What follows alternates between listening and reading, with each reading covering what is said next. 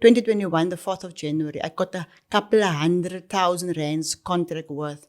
That was my first contract for the kickoff. Hey family, and welcome back. Today's guest in studio went from being a nurse to entrepreneur, and she's here to tell a story.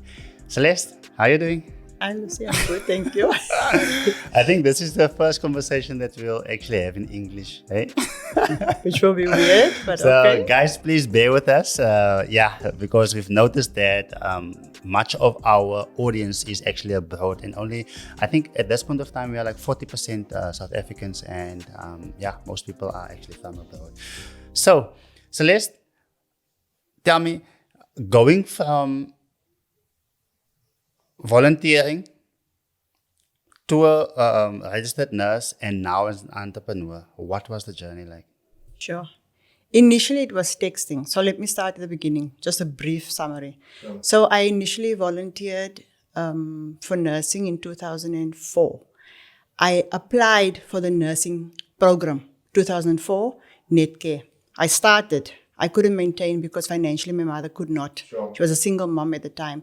So we couldn't. And then because I found that I needed to do something, I didn't know nursing was going to be it. So I just went because I knew the people at the clinic. I stay in Galvin, Ellenvale. Sure. So I just went and said, look here, give me something to do here, man. Yeah. I didn't want to be bored at home. Sure. So I went and I started a 3.5-year-long journey, which I didn't even know was going to happen and stay for that long.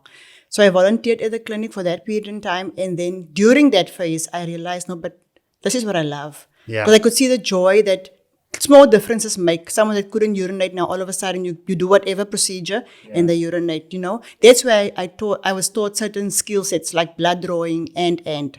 So then I applied again for nursing in 2008. So there's a big gap. I applied again for nursing in 2008. I qualified. Long story short, I jumped over to Life Healthcare. And in 2013, I became a professional registered nurse as a sister. The term people know is a sister. So that's how it went. And then you asked from the nursing career up until entrepreneur.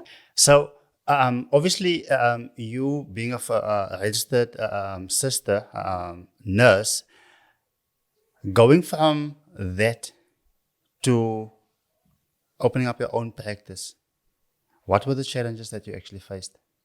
There was a lot, there still is a lot. And some of it has to do with me and my mindset. Because people think it's the same thing or it's a similar situation, but it's not. It's different hats you have to wear. And I still struggle.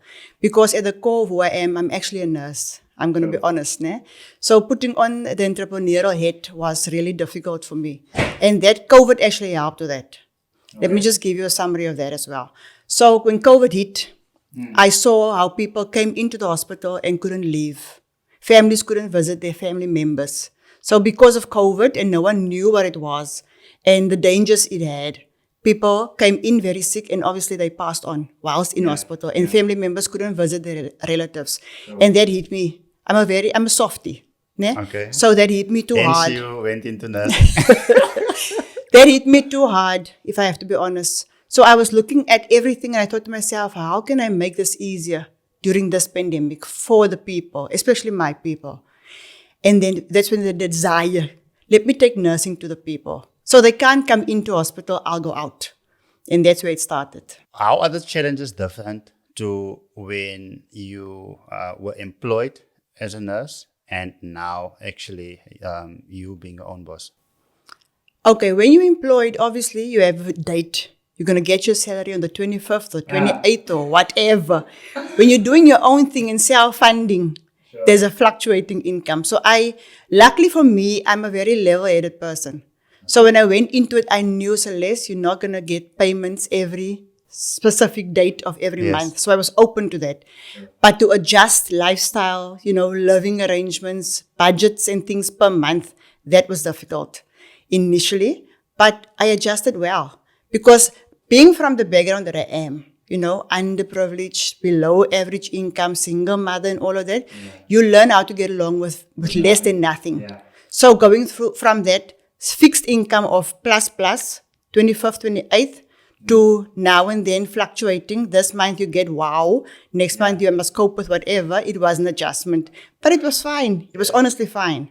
My previous guest actually spoke about this specifically. He is into property. So him and his wife decided, you know what, he's going to be the person going into business. And his wife is actually the person having a full-blown job. She's also an entrepreneur, but having that stability in terms of income. Now, the responsibility when you are working for a company and the response, or what is it like when you're working in a hospital, not your own boss, and what's the difference between it? You working for a company, doing it, and then you coming in privately. When you're working for a company, and I worked for lucrative companies, well-known companies, you follow their set of rules, their SOPs, their whatever to the T, because you are falling underneath someone or people. When you step out to do your own thing, you set your own SOPs according to what the nursing council allows. So I had to sit down, I had to literally write down what it is that I want for Total Care. That's my company name. What do I want for Total Care? What is the service that I would like to render? The quality that I want to render. So the difference is you're working for someone, you're following their structure, their plan, their ideal, versus this is my dream, this is my goal, this is what I want to offer my people. So this is what I wrote down, and this is what the difference is, because I now set my own things in place that I just make sure that it falls within the nursing council, within what the law allows me to do. What were the biggest challenges that you actually faced when you went private? Personally first, on a personal level, it's difficult to explain without throwing anyone under the bus, but the closest people to me, family and so forth, they did not get why I would leave my permanent job. And mind you, I was good at my job. Ne? Sure. When you become employee of the month, every month, for how many months per year, it's like, why do you want to leave? And you get your incentives accordingly. Sure. So why would you want to leave and go struggle? That's how they saw it. Yes. And who says the people actually take hold of this thing, follow this goal of yours? But I'm a believer, and I'm on the page of, I prayed about this, and God will direct my path, and He will put people on my way, and that's how I went, or started off going that way. But it was difficult. It was difficult. That is a personal challenge. I already mentioned the financial challenge. Yes. And because I mentioned that I'm a believer, it falls into play with the purpose that I have for my life, that God has for my life. Even though we are entrepreneurs, this. We cannot run away from the fact that we have to consult. We have to pray about stuff. Yeah, no, definitely. No, I think that entrepreneurship keeps you on your knees way more than... Because you go into a building, clock this time, you clock out a different time, but you go with like a robotic action. That's what you do routinely. But when you're doing your own thing, this, Lucy. When you do your own thing, there's no clock. It is around the clock. When people are sleeping, you are busy planning, thinking, praying. Sure. So it was a challenge. Now, remember, I'm just trying to think, okay, you're working a full-blown job, and now you have to learn marketing and invoicing. I can see on your face, tell us what was it like? I'm not the type of person that's really on social media. Okay. But stepping out, I had to now. Ne? So you start your own Facebook, but you visit it now and then. Ne? Okay. Because I'm not really comfortable with that. So I wanted people to do it for me. Sure. That hasn't worked out too well. I'm going to be honest with you. Okay. Right? So for me, marketing is still a bit of a challenge. So word of mouth is mostly what I went on. Okay. And it went well initially, but I've learned throughout these, it's been 5 years now that Total Care has existed. So I've learned throughout these 5 years that word of mouth is not enough, Celeste. Yeah. You'll have to get out of your comfort zone. So I thank you for this opportunity as well. Yes. And I'm growing in the marketing situation. Yeah? With regards to invoicing, I taught myself how to just generate, because you've got your thingy, and then you just generate your invoices from there. But how did you find setting a price for a specific service? Because this is what you love doing, and now you need to go and charge. Yes. I remember I told you once, if you love something enough, you'll do it for free. Sure. And that was basically a challenge. I actually shot myself in the foot a couple of times because, like I said before, I'm mostly a nurse and a person before I'm a businesswoman. So that was a difficult, and it's still, I'm not going to lie to you, because I appeal to and I feel for people's circumstances. So every now and again, I find myself in a pro bono situation or on the house situation, and that is not good practice. I know this, but to attach a price to whatever is not good. But what helped when I registered the business initially was that the Board of Healthcare Funders is who I registered with to become a private practitioner, which allowed me to get a practice number like a doctor, like a social worker. So I get my practice number, and with that registration, they gave me a list of codes. With those codes for the medical aid, there's a price attached. So that made it easier to say for whatever X procedure, this is the code and this is the price. But when it came to our private patients and our area patients, northern area patients, you just drop it a bit, just to accommodate certain folks. Yeah. So that's how I went about it. So I can remember when I started coaching, for instance. So I charged a specific price, and then I raised it, and then I raised it, and then I raised it. And I used to feel guilty for raising it, but I knew that if I'm not going to serve rich people, I won't be able to give back much to our community. So I could either start a soup kitchen right there in Extension 6 where I grew up, or I could go into what I've done. And after a couple of years, our foundation was able to sponsor 500K within 1 year. So I needed to decide, am I going to serve my people by serving them soup, or am I going to serve the rich and then sponsor? A Robin Hood situation. Yes, but not stealing from, basically a Robin Hood. So in my 10 years in business, I've learned that, focus on what you are good at. So yes, I'm sure that you have help now with your marketing, and you have help with setting out invoices, etc. Like I work with specific companies, and I come in, let's say their turnover is 50K per month. So I come in because I specialize in marketing. I actually set up a system and get them to double their turnover, for instance, for a month. Then I take a percentage of it because I specialize in marketing.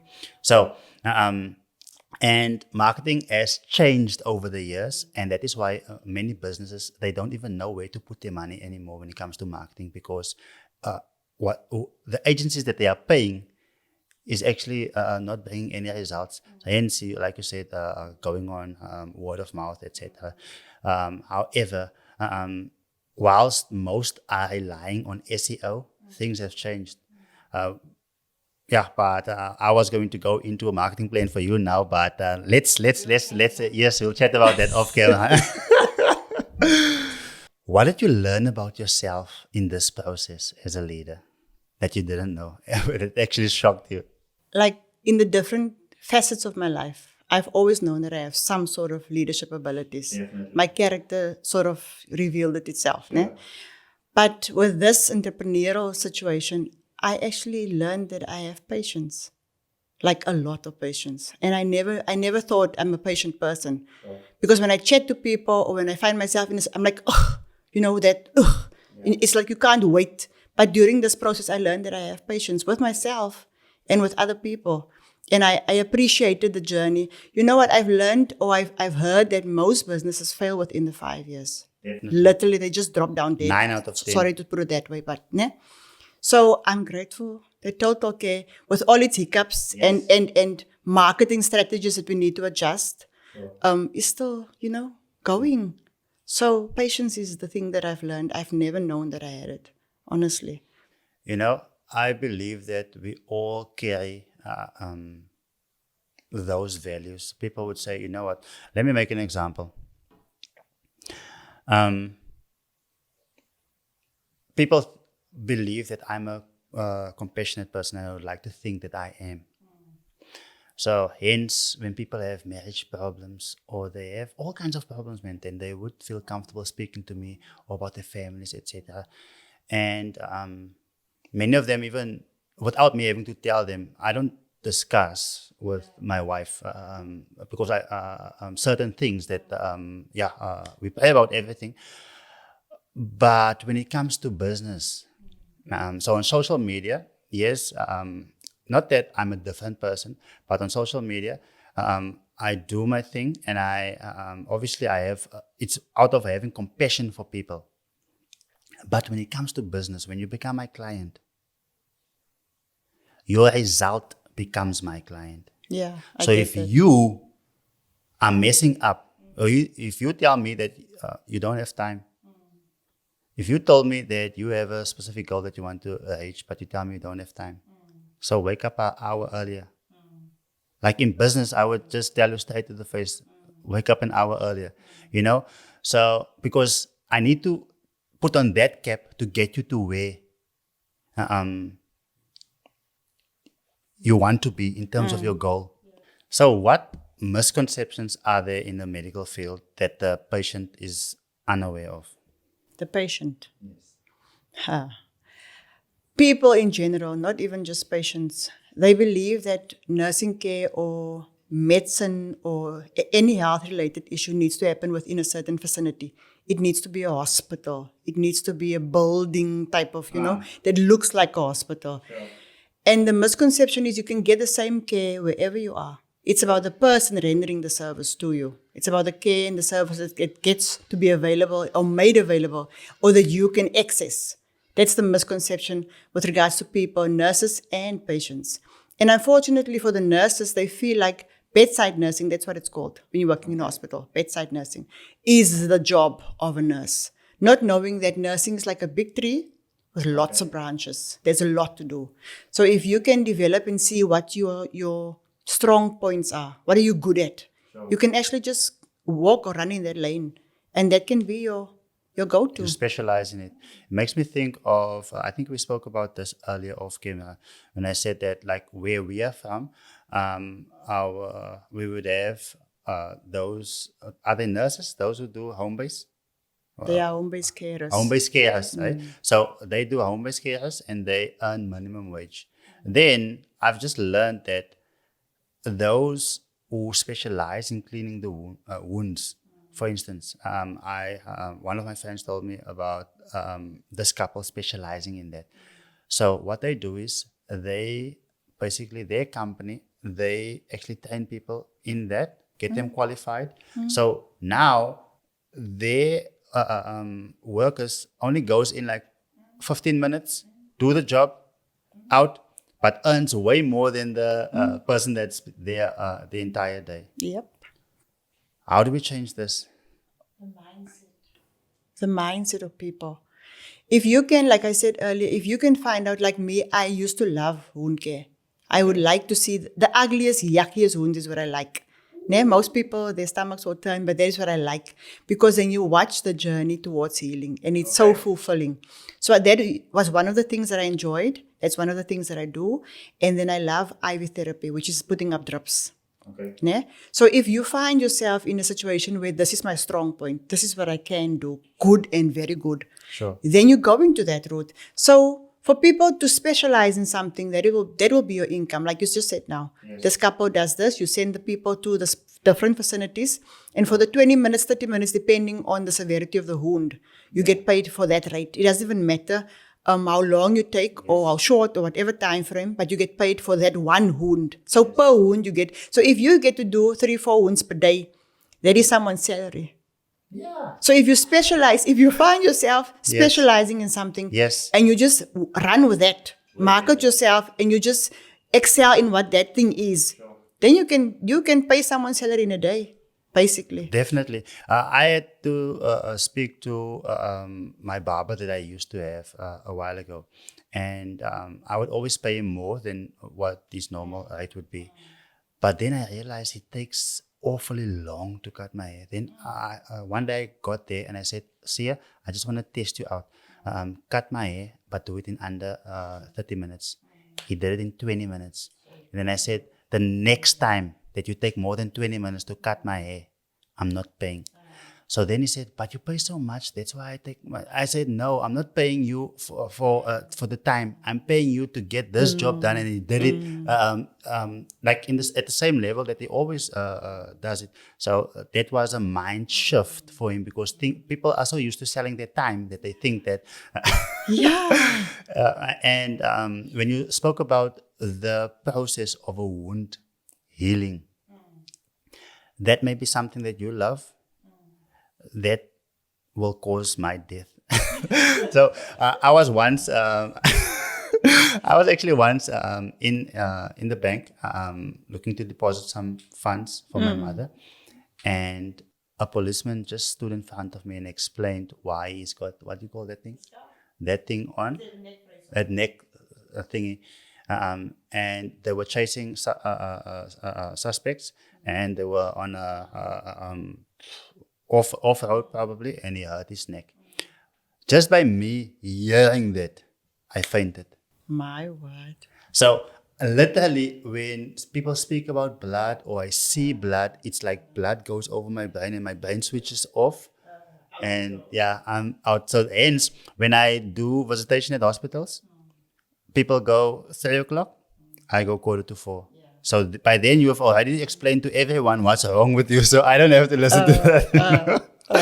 So it's good to know that there are actually people out there that actually love this. And my mother wanted me to actually become a male nurse. Imagine here's an emergency, but then there's another emergency. The help just waited. Yeah. Wow. So what would you tell a person? In fact, you spoke about the misconceptions of the client having to think that, you know what, healing needs to happen in a certain place. But that is the marketing. I remember we are being brainwashed because big brands make people believe you can only get help at home. And what can a person that is maybe, I know a whole lot of nurses that are working 12 hours per day. In fact, what challenges are nurses facing before we come to the solution? What challenges do they actually face? Hi, Shame. You know what, ne? They are underpaid. They are definitely underpaid. I know quite a few of my colleagues. I want to say ex-colleagues just because I'm not in the vicinity anymore. But within my field, they're still my colleagues. So I know quite a few of them that actually go above and beyond. Sure. They would make great entrepreneurs just because their hearts are in it. Sure. So that means your passion will drive you. Ne? Sure. But they go to a specific hospital or two and they go work those long hours knowing that that's not the money I deserve. So financially, and you get home, you are depleted, you are exhausted, you are so frustrated, and you take it out on your families and husbands and partners and whatever because you're tired. But because you need the income, you go back tomorrow and you finish your shifts all the time. So one of the things that I think is the financial, obviously, that we can't walk away from that, the financial implications of that. And also, if I would think like the employer that I would like to be, ne? Or that I hope to be, and I feel like I'm growing into it, is to have that consideration and compassion for the worker, for the one under me. Because that's the things that I desired when I was in the hospital, bedside nursing. And that's what I see my colleagues, they deserve. So that means you give me that minute, you give me that break, you give me that wellness. They don't get wellness treatment. Yeah, there's companies that are available, they are made available to the employees to say, like, yeah, if you need to go speak to someone just to go vent a bit, you can, but then you must offer your hours, which means you put in leave or you lose your lunch break or whatever to go and recuperate. That is not enough. I would feel like if you hear me being exhausted, oh, okay, let me ask you this question. Why do you think if I'm a depleted, exhausted, tired, frustrated, hungry with regards to financial now, that kind of nurse, what kind of a nurse would I be to the patients? Not. So I felt like if you keep the employee happy, you're going to obviously gain and get to a goal with regards to the patient. So the nurses, they need to be remunerated for their efforts that they put in, for the hours, for the work that they put in, and their mental health. Like literally their mental health. Do you know how many divorces are within the nursing field? A lot. because you come home with that baggage from the day's work, the doctor's nonsense you must eat because the orders were maybe not carried out, or your manager or your colleague that was this rude or whatever. You come home with all of that, and then you take it out to the people at home because you can't do it at work because you must keep your job. But you come home with all of that baggage and you take it on your family, and then you lose it. And if you are not paid the appropriate or applicable amount, you go to overtime. So your off days will lead to overtimes, which means you're not at home as much. Your husband will get, lonely, so to say, especially if you're working night duty. Your children will have a mother who's always at work or dad is always at work. So they don't think of all of those things, the implications to the person. They look at the nurse and what the nurse can provide for them at hospital level, but they don't look at the person, the individual themselves. How does this job as a nurse lead to, does they have a direct effect on the percentage of divorces out there? Because I know so many people in this field. Now, I'm not saying people should go away from this field, but working 12 hours and being so exhausted, then they have relationship problems. There's no stability, etc. You can't be building a family. And in fact, when I grew up, we lived in Shorterville, so we would go to Geinekes school holidays, and we would go past Newton Park, and there would never be people at home. And I told myself, yes, one day I would like to have a house like this, but I don't want to be the kind of person that is never at home, because what does it help to have a DSTV, but you're not there, or a television? Because back then, having a DSTV was a big thing, but now everyone has it. But I can still remember the thoughts that I had then. What will it be worth if you have all of that, but you are not there to actually enjoy it? Hence, I went into the field that I actually went into. So there are about 1,000 nurses listening to us here now. 100 of them believe that they are able to do it, but only 10 of them will actually do it. What's the process? Once you find out what your skill set is, and once you've gotten to the place where you maybe would like to step out, that's what I call it, step out. You register yourself with the Board of Healthcare Funders.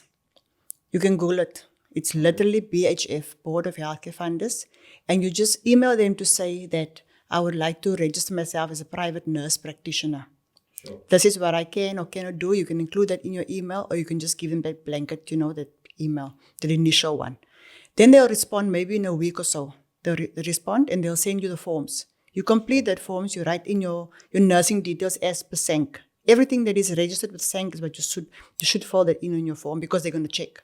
So don't lie, please, guys. Do not make things up. So then you put that on the form, and you email them back. Within 5 to 7 days, they give you that practice number that I mentioned earlier. It's a 7-digit number, same like doctors, same like physios, everyone has got a practice number. With that same practice number, they're going to give you the codes that I mentioned earlier. They're going to register with the medical aids. It's as easy as ABC. Once you get your practice number, you have access to a lot of things. And it's up to you to become a vendor.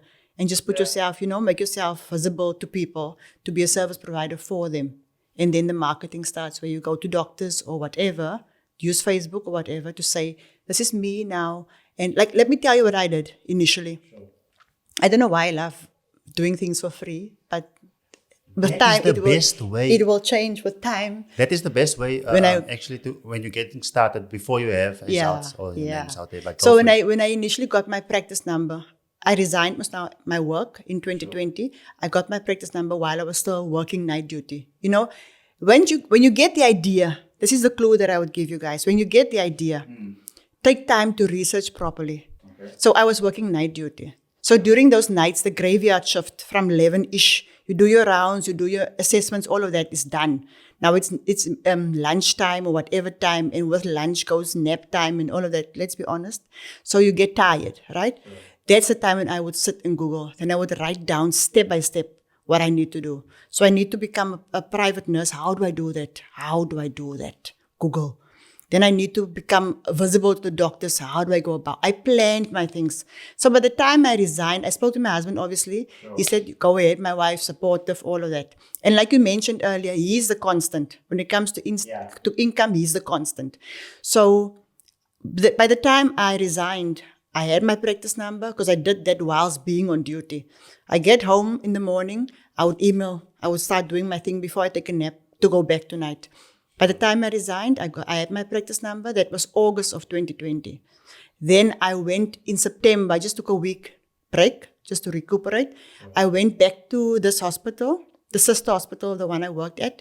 I went back and I just roamed the hospital. Hi guys, good morning doctor, good morning so-and-so, good morning. I bought myself a different outfit. Sure. Apart from what I used to wear. Things have changed. I got myself a name badge, just a normal one that says my name and surname, private nurse. Then I went to the hospital and I introduced myself as if no one knew me. They know me very well, but you don't know me in this capacity. Yes. So that's when and I did that, Yes. And at the end of that year, December, everyone knew me in this new role that I came in. In January, I got the biggest contract to date. The 4th of January, I'll probably never forget it. It was 2021, the 4th of January. I got a couple of 100,000 rands contract worth. That was my first contract for the kickoff for total care.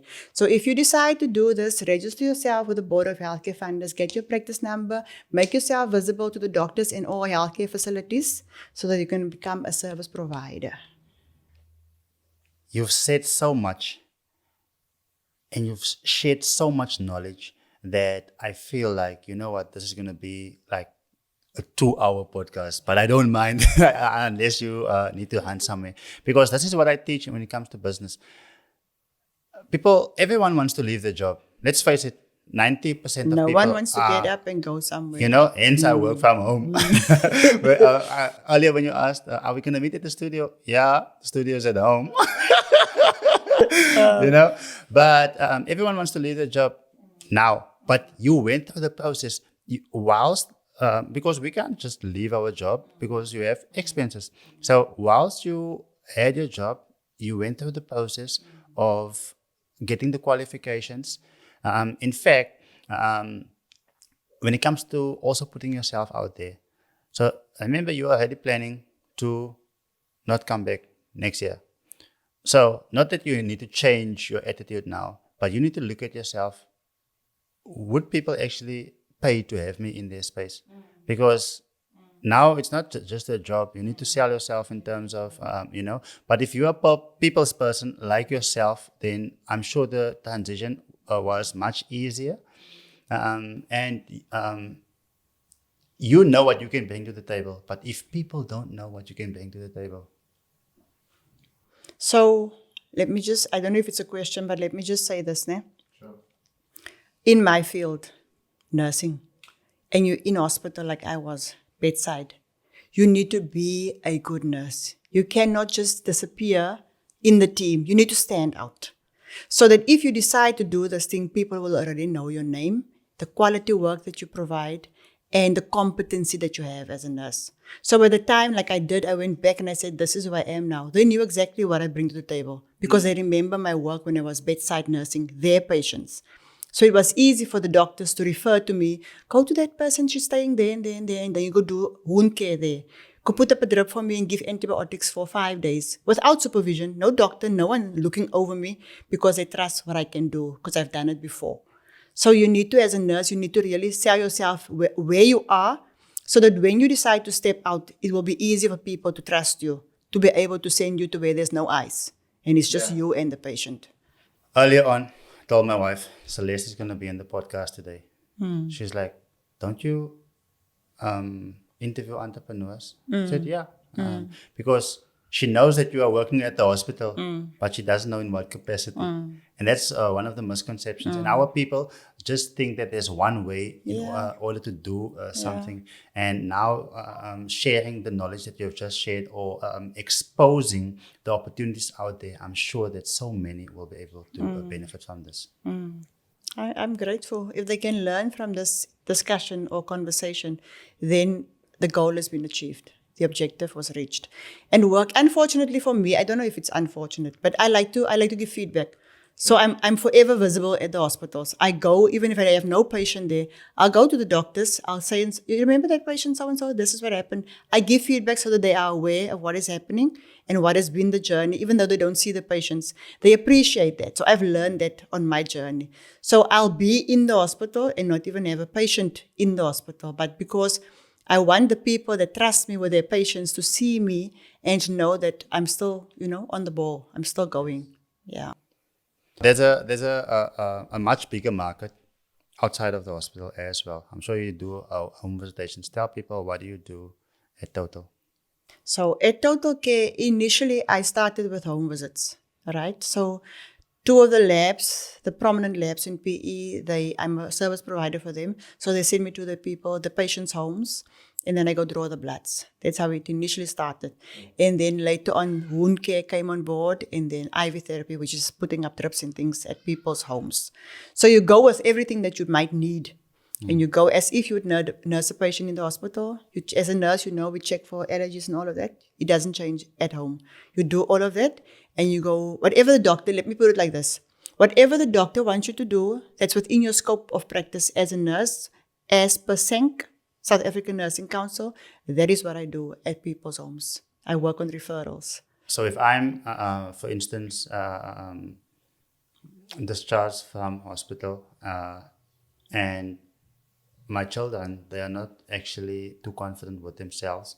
So then we can get you guys to come in like on a weekly basis or etc. Yes, we do whatever, like I said, whatever is needed, whether it be post-operative care, which means your mom, dad, brother had a surgery done, whatever done. So the wound must be looked at and they don't trust it. Or they'll send me pics. This morning I had someone just ask me, sister, look at this pic. It doesn't look too...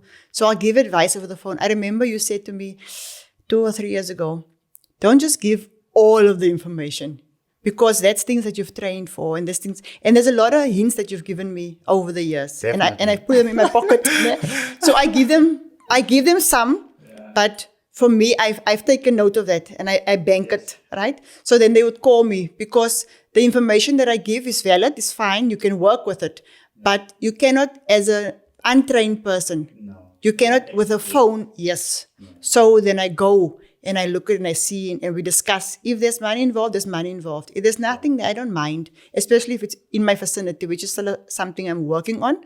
But like I said, if the pics come through, it comes down to what you just said. If the child or daughter or son is incompetent and they don't feel comfortable, we go and do post-operative care. We have done palliative care. We have done frail care, as in placing carers. Let me not mention the names, but when the homes in our areas for the older people either don't want to or cannot take on new or other people, then they contact us and we go and we place a carer in your home and your mom and dad don't have to go anywhere. They are within their private rooms or whatever, amongst things that they know and love. Their family members are around and we just place the carer within their home for whatever hours the family needs. And then I go in once a week just to do observations, healthcare, screening, all of that. And then we go. And I'm sure that gives them a way better quality of life, eh? I would think so because the feedback that I've gotten says that. They are happy because, like I said, if you send your mom or dad to wherever, we want to believe they're getting the best care that they can. And I'm not throwing anyone under the bus, but it's not all the time that you can visit because your work schedule must be checked or whatever. Some people or children are overseas and they cannot go to wherever. So then we arrange that a carer comes to their homes and look at their parents in their home.